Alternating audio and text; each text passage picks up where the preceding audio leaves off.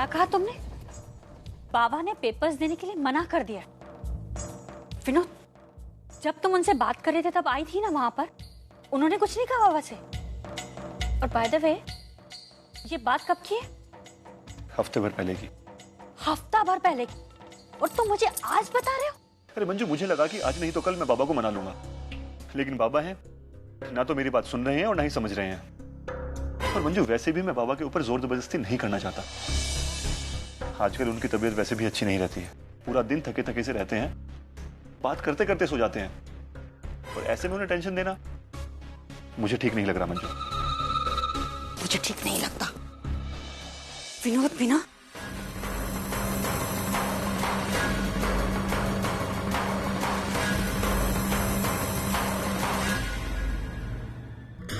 इतनी रात गए पापा इस तरह चोरी छुपे कहाँ जा रहे हैं? कुछ ना कुछ तो गड़बड़ है मंजू, पता तो लगाना ही होगा।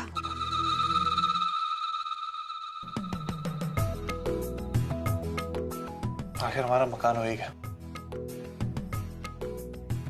फिर एक नई दुनिया, एक नया सफर। लेकिन इस बार ये सफर कुछ अलग होगा। इस बार हम तीन होंगे, तुम, मैं और हमारा बच्चा। हाँ माना, जैसा हमने सोचा था बिल्कुल वैसा ही हुआ ना। लेकिन ये सब पाने के लिए बहुत कीमत चुकानी पड़ी हमें। इतना कि खुशी का एहसास भी ठीक से महसूस नहीं हो रहा। क्या हुआ माना, ऐसे क्यों कह रहे? तुम्हें देखो ना, कितने सारे रिश्ते पीछे ही छूट गए। पहले आई, फिर वैशाली गुस्सा हो गई, फिर अजीत। अजीत? आपकी उसके साथ जो अनबन हुई थी वो अभी तक खत्म नहीं हुई? अब दोस्ती भी नहीं रही। लेकिन माना, अपनी गलती मान ही नहीं रहा, और उसको लगता ही नहीं कि उसने कुछ गलती की। मुझ पे ही गुस्सा हो रहा था। और तुम जानती हो, मैं गलत इंसान का साथ नहीं दे सकता, चाहे वो मेरे रिश्ते का ही क्यों ना। इसलिए अब दोस्ती भी नहीं रही। आपने ये बात मुझे पहले क्यों नहीं बताई? बताता तो तुम्हें टेंशन होती, और उसका सीधा असर तुम्हारी सेहत पे होता। और तुम जानती हो ना अर्चना, हमारा ये आने वाला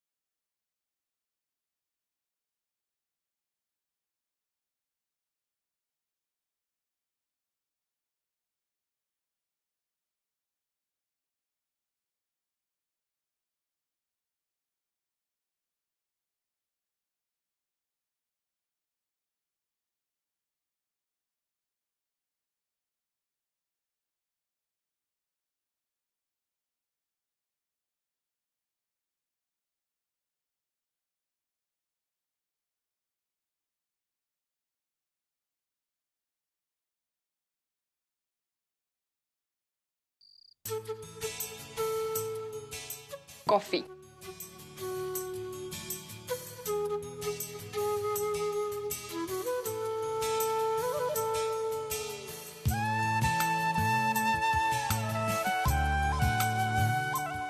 कॉन्ग्रेचुलेशन सतीश। किस लिए? मैंने सुना तुमने अपना प्रोफेशन चेंज कर दिया।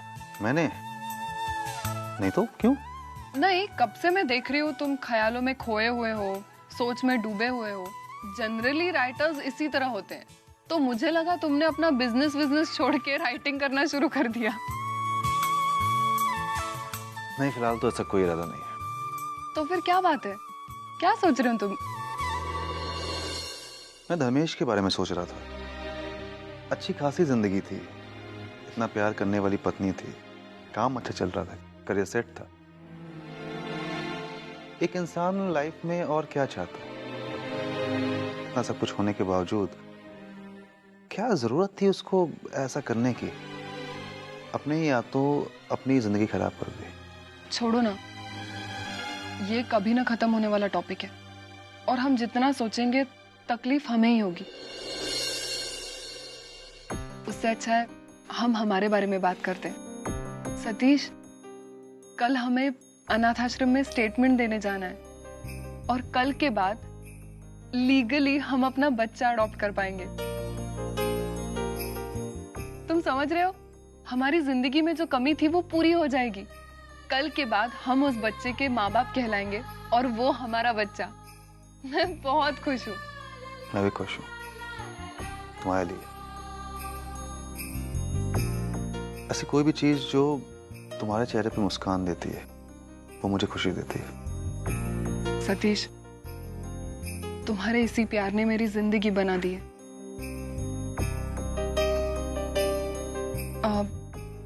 सतीश, ऐसा कहते हैं कि हम जिससे इतना प्यार करते हो उनसे कुछ छुपाना नहीं चाहिए, लेकिन मैंने तुमसे एक बात छुपाई है। क्या छुपाया? मैंने जाकर अर्चुता से कहा कि अनाथ आश्रम वाले लोग जब मानव जीजू से हमारे बारे में सवाल पूछेंगे तो वो मेरे अबॉर्शन के बारे में उन्हें कुछ न बताए, क्योंकि सतीश, मैं नहीं चाहती थी कि इस एक गलती की वजह से हमारे एडॉप्शन प्रोसेस में कोई भी प्रॉब्लम हो।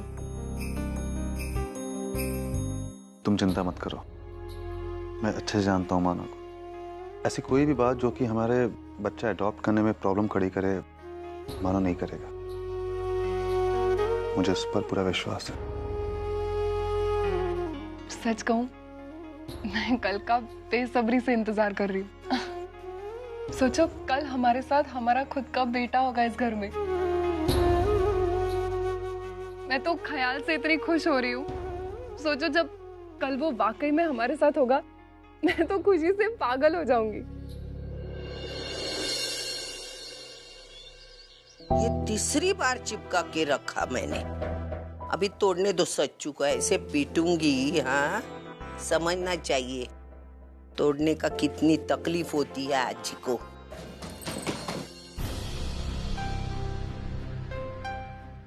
नमस्ते। ये क्या? तुम दोनों ने मेरा घर क्या पिकनिक स्पॉट समझ के रखा है? कभी देखो तभी मुंह उठाकर चले आते हो। क्या काम है? नहीं, दरअसल हम यहाँ से गुजर रहे थे तो सोचा अर्चना और मानव को मिले, इसलिए। ये जो दो नाम लिए हैं ना, ये नाम का यहाँ कोई नहीं रहता, समझे? आपने गलत दरवाजा टकटकाया है। चलो निकलो। ये क्या कह रही हैं आप? अरे क्या कह रही? क्या सच्ची तो कह रही हूँ। अगर यकीन नहीं हो रहा है तो पिकनिक स्पॉट समझ के आए हो ना, अंदर जाके पूरा घर झांक के आना। अगर कोई मिलेगा तो देखो। ओहो, लेकिन वो दोनों गए कहाँ? वो अपनी मर्जी से नहीं गए हैं। मैंने दोनों को धक्के मार कर घर के बाहर भगा दिया।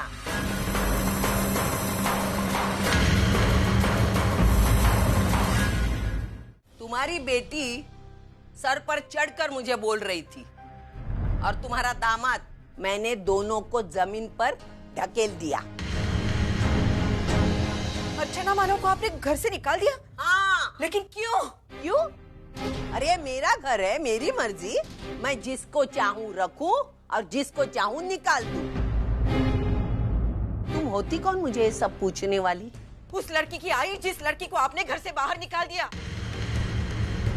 मुझे पूरा अधिकार है आपको पूछने का, लेकिन आप आई के अधिकार को क्या जानोगी? आप तो शायद ये भी भूल गई है कि आप किसी के आई हैं। मुझे क्या याद है, मैं क्या भूल गई हूँ? इसका सर्टिफिकेट मुझे नहीं चाहिए तुमसे। और आप ये भी भूल गई है कि आप दोनों यहाँ बिन बुलाए मेहमान हो। मुझे तुम्हारी बकवास सुनने में कोई दिलचस्पी नहीं है। सुलोचना, मेरी बात मानो। चलो यहाँ से हम निकलते हैं।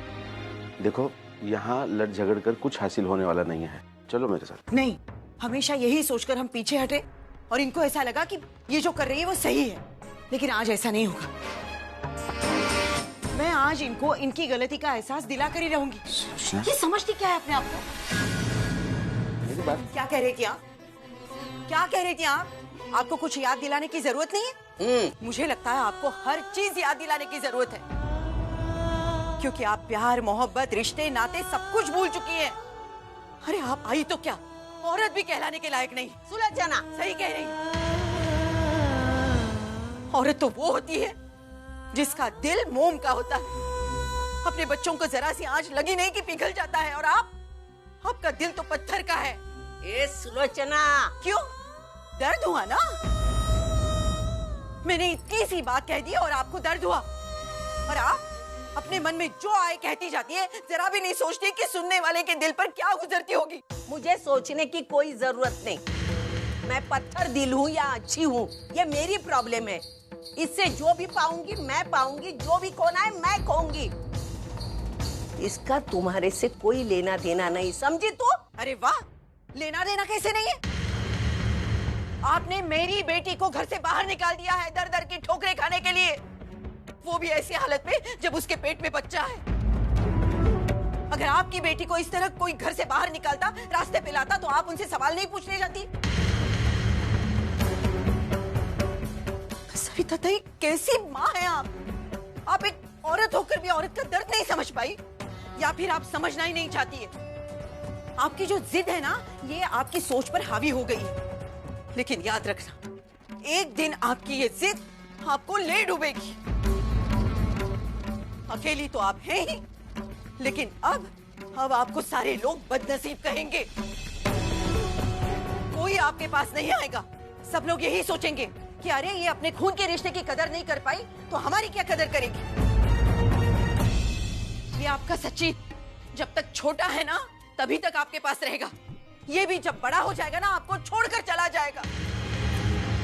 आप जो उसके साथ प्यार का नाटक कर रही है ना, नाटक ही तो कर रही है, क्योंकि प्यार करना तो आप जानती ही नहीं है। आपका प्यार अपने स्वार्थ से शुरू होता है और अपने स्वार्थ पर खत्म होता है। मेरी अर्चू ही बदनसीब है। उसने इस औरत को एक आई की तरह प्यार किया, और बदले में इन्होंने उसे कुछ नहीं दिया। सविता देव, अर्चू क्यों आई थी यहाँ पर? सोचिए, क्यों आई थी? वो आपका प्यार नहीं पाना चाहती थी, ना ही आपका ये घर हथिया जाना चाहती थी। वो आपके अंदर नफरत पैदा करना चाहती थी, क्योंकि वो जानती थी कि आपकी ये नफरत आपके अंदर जीने की चाहत पैदा कर सकती है। और देखिए, उसने ये चमत्कार करके दिखाया। लेकिन आपने ना उसकी परवाह की, ना उसके अंदर पलने वाले बच्चे की। आप अपनी गलती कभी नहीं मानेंगी, क्योंकि आपको सच्चाई से परहेज है। आप तो अपनी दुनिया में ही मस्त है, खुश है। रहिएगा खुश, लेकिन ये बात भी सच है, उतनी ही सच है, कि जिस तरह आप एक बदनसीब माँ है, उसी तरह आप एक बदनसीब सास भी है। मुझे पता है इन पर कुछ असर नहीं होने वाला मेरी बातों का, लेकिन कान खोलकर सुनिए सविता ताई, एक ना एक दिन आप अपने इस रवैये पर जरूर पछताएंगी। लेकिन उस दिन आपके आंसू पोंछने वाला कोई नहीं होगा।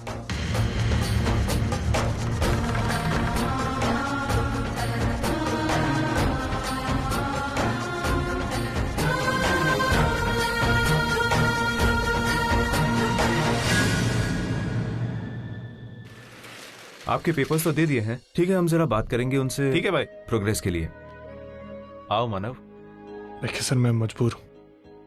हर चीज का ढोंग हो सकता है, लेकिन पैसों का ढोंग नहीं हो सकता। मेरे पास पैसे नहीं है बिजनेस चलाने के लिए। मुझे पता है कि 12 महीने के पहले आपको मैं चाबी वापस दे रहा हूँ, मेरे को घाटा हो रहा होगा, लेकिन मैं कुछ नहीं कर सकता। कोई बात नहीं मानव, कोई बात नहीं। ये लो तुम्हारे डिपॉजिट के पैसे।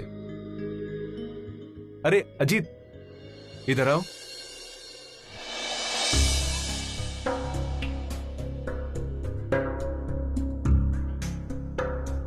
अजीत देखो, मानव ने आज से दुकान बंद कर दी है,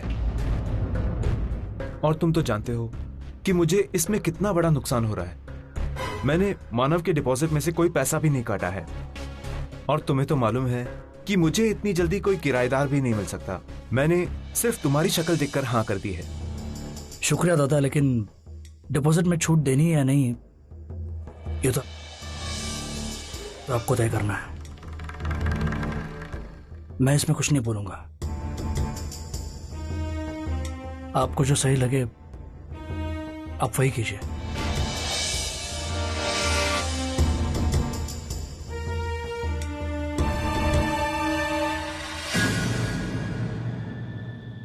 सुनो, जो फाइल हमें अनाथ आश्रम में सबमिट करनी है वो मैंने तो भर दी है, लेकिन प्लीज तुम एक बार चेक करो ना, कुछ बाकी तो नहीं है।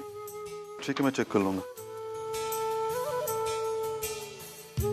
सतीश, मुझे एक अच्छी सी शॉप बताओ ना जहाँ से बच्चों के कपड़े और खिलौने खरीदने मुझे। अरे शॉप तो मैं बता दूंगा, ये बताओ मेरा रुमाल कहाँ है? लेट हो रहा है मुझे। अब वो तुम खुद ढूंढ लो ना, मुझे बहुत सारे काम है। वैसे भी मुझे लिस्ट बनानी है उन सारी चीजों की जो मुझे खरीदनी है। लास्ट टाइम मैं विदाउट लिस्ट गई और काफी सारी चीजें भूल गई थी। वर्षा, सही बताऊं, मुझे अभी से बच्चे से जलन होने लगी है। वो क्यों? देखो ना, उसके आने से पहले तुम्हारा सारा ख्याल उसके ऊपर है। आएगा तो क्या होगा, तुम तो मुझे भूल ही जाओगी। ऐसा कुछ भी नहीं होगा, लेकिन सच बताओ, उसके आने की खुशी इतनी ज्यादा है ना, उसके सामने मुझे कुछ और दिखाई नहीं दे रहा।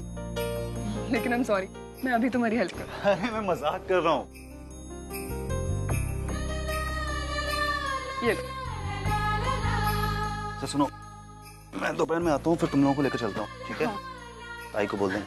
ठीक है।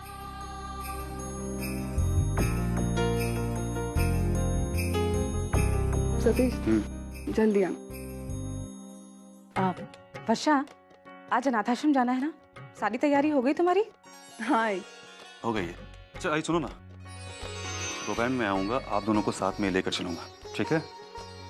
ठीक है। सतीश, मैंने वैशु और आई को भी बुलाया वहाँ पर। हाँ तो अच्छा है ना, सब साथ में खुशियां मनाएंगे। हाँ चलो आई, मैं निकलता हूँ। चलो बाय। उन्होंने हमें बताना तो चाहिए था ना। अब वो कहाँ होंगे, किस हालत में होंगे, सोच सोच के मेरी तो जान निकली जा रही है। एक काम करती हूँ, मैं फोन करके देखती हूँ मानव को। हम उन्हें ढूंढना भी चाहें तो इतने बड़े शहर में कहाँ ढूंढे, कुछ समझ में नहीं आ रहा है। ओहो, हाँ। फोन बंद है मानव का। फोन बंद है? अर्चना को फोन करती हूँ। क्या हुआ? उसका भी फोन बंद है। दोनों के फोन बंद है? क्या मतलब है? तो फोन रखने की जरूरत, इस फोन का कोई मतलब ही नहीं है। मैं काम करती हूँ, हाँ? मैं सतीश को फोन करके देखती हूँ। हाँ हाँ। हाय, बोलिए। बेटा, बस क्या हुआ? इसीलिए फोन किया था कि तुम्हें अर्चना और मानव के बारे में कुछ पता है? नहीं आई, मुझे नहीं मालूम है। क्या हुआ, परेशान लग रही हैं, कोई दिक्कत है क्या? नहीं, बस पता नहीं वो दोनों कहाँ चले गए। हम उनके घर गए थे, वो वहाँ पर भी नहीं है। अच्छा, मैं फोन रखती हूँ, बाद में फोन करती हूँ। ठीक है आई। अच्छा आई, आपको एक बात याद दिलानी थी। आप अनाथ आश्रम आ रही है ना? हाँ हाँ आ रही हूँ। जी जी ठीक है। आओ, सतीश को भी कुछ पता नहीं है। मैं अजीत को फोन करके देखती हूँ।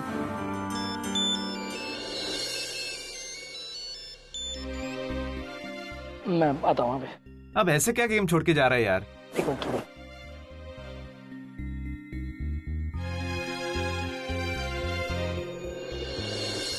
हाँ आई, बोलिए। अजीत, अरे तुम्हें पार्टी का न्योता नहीं मिला क्या? उस दिन तुम आए नहीं। हाँ हाँ आई, अब न्योता मिला था, लेकिन वो मैं शहर के बाहर था।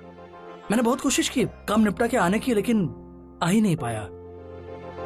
तुम्हें मानव के बारे में कुछ पता है? पता नहीं वो कहाँ चला गया। हाँ नहीं आई, एक्चुअली उसकी और मेरी 2 दिन से बात ही नहीं हुई है, ना ही मुलाकात हुई है, इसलिए मुझे कुछ पता नहीं है। आई एक्चुअली मैं किसी से मिलने आया हूँ यहाँ पर। मैं आपको बाद में फोन करता हूँ, ठीक है? क्या हुआ? किसी को कुछ पता नहीं। क्यों बुलाया तुमने मुझे यहाँ? विनोद, मुझे तुमसे कुछ बात करनी है। वैशाली के साथ तुमने जो कुछ भी किया है, उसके बाद तुमने बात करने की कोई गुंजाइश नहीं रखी है। विनोद, मैं जानता हूँ मैंने वैशाली के साथ बहुत बुरा किया, मुझे उस बात का पछतावा हो रहा है विनोद। विनोद, मुझे मेरी गलती सुधारने का एक मौका चाहिए जो सिर्फ तुम मुझे दे सकते हो। विनोद, इसमें तुम्हारा भी फायदा है। फायदा? क्या कहना चाहते हो तुम? विनोद, मैं जानता हूं तुम्हारी नौकरी जा चुकी है, कोई नई नौकरी मिल नहीं रही है, जिसकी वजह से काफी सारी फाइनेंशियल प्रॉब्लम्स फेस कर रहे हो। तुम्हारा बैंड्रा का फ्लैट भी खतरे में आ चुका है, जिसे छुड़ाने के लिए तुम्हें पैसों की जरूरत है, जो पैसे मैं तुम्हें दे सकता हूँ। देखो विनोद, मैं तुम्हारी हर प्रॉब्लम सॉल्व कर दूंगा अगर तुम मेरी प्रॉब्लम सॉल्व करो। अगर तुम मुझसे सौदा करना चाहते हो तो? बिल्कुल नहीं, तुम गलत समझ रहे हो विनोद। विनोद, मैं तुम्हारी हेल्प चाहता हूँ और बदले में मैं तुम्हारी हेल्प कर रहा हूँ। मैं वैशाली से बहुत प्यार करता हूँ, मैं उसे खोना नहीं चाहता विनोद। तो फिर तुमने पार्टी में ये क्यों कहा कि तुम माधुरी के साथ सेटल होना चाहते हो? तुम समझे नहीं विनोद। विनोद, मैं सिर्फ इतना देखना चाहता था कि इस बात का वैशाली पर क्या असर होता है, उसके दिल में मेरे लिए अब भी जगह है या नहीं। विनोद, मैं वैशाली से बहुत प्यार करता हूँ, उसके दिल में फिर से जगह बनाना चाहता हूँ। उसके लिए मैं कुछ भी करने को तैयार हूँ विनोद। मुझे मेरी गलती सुधारने का एक मौका दो विनोद। मैं जिंदगी भर तुम्हारा एहसानमंद रहूंगा।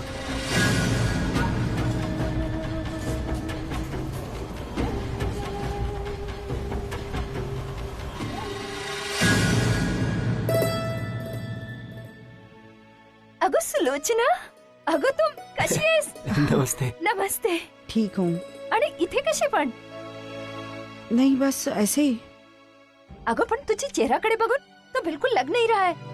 क्या बात है, कुछ परेशान नजर आ रही हो? हाँ, दरअसल मेरी बेटी अर्चना है ना, हम उसे ही ढूंढ रहे हैं। कुछ समझ में नहीं आ रहा है, पता नहीं कहाँ चली गई है वो।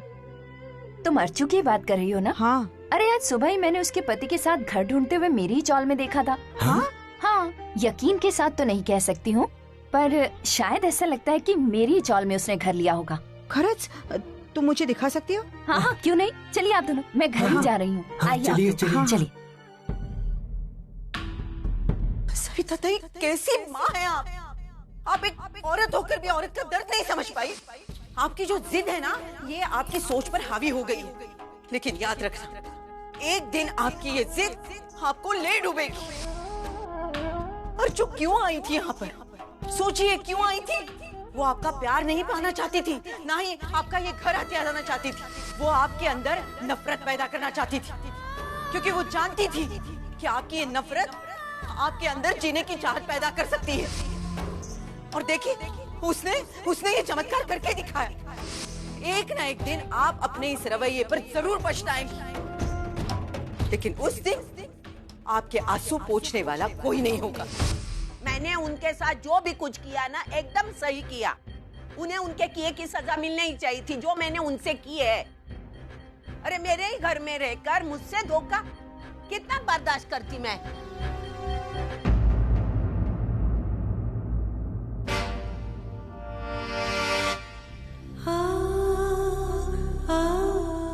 मैं इतना क्यों चिल्ला रही थी?